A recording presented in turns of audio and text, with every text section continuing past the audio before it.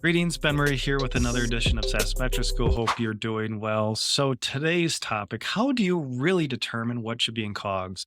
And I talk to and work with a ton of SaaS companies, and a lot of times it's very apparent, right? If you're pure play SaaS and have tech support and DevOps and customer success, very straightforward for what's in COGS. But I work with a lot of SaaS companies and coach a lot of SaaS companies, and sometimes it takes a lot of digging to determine what should be in that COGS area because the titles are just different. There's so many SaaS products out there and in different targeting different industries that it's just not obvious the titles, what the role, what they're doing in the business to determine if they should sit in COGS. So when this comes up, we've got to really differentiate COGS versus OPEX because if you're at scale, if you're above 10 million, we've got to get this right. One, for our own financial management, for SaaS metrics, and then for any third party looking at our business.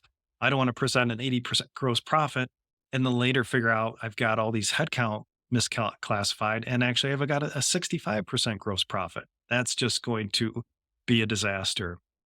So first, let's start easy. What are pure play SaaS COGS departments or cost of goods sold?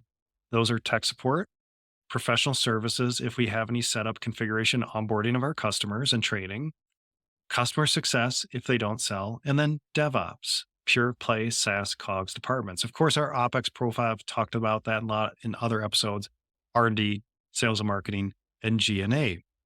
Now, sometimes it's not easy to figure out these roles within a SaaS business. They just have really different titles because they're going after, say, energy companies or transportation.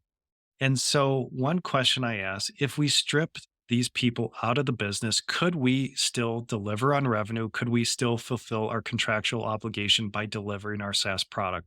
Or would our customers be upset we couldn't deliver revenue, we couldn't fulfill what we're trying to do with that software product? And it gets a little bit ambiguous, but if, for example, say we just fired G&A. Of course, I sit in as a CFO of G&A, so I'll pick on G&A. But say we just temporarily laid off all our G&A staff. Would our customers really figure that out? They could still use the product. They could still call tech support. They could still get training, talk to their CS rep.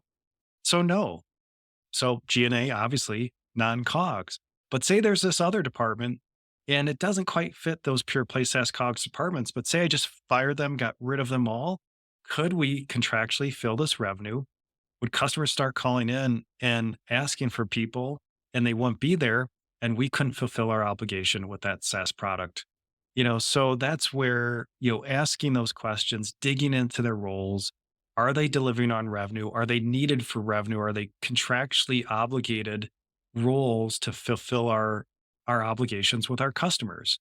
So that's my test when working with this, when it's a bit ambiguous, but it's such an important exercise when our departments don't quite fit those pure play SaaS COGS departments. We really have to dive in because it can really skew your gross profit number, and that's going to skew all your SaaS metrics downline. So really important to go through that exercise. So lesson today, make sure what you're coding to COGS truly should be in COGS, and then down in OPEX, you've got R&D, sales, marketing, and G&A. So hope you enjoyed this episode today.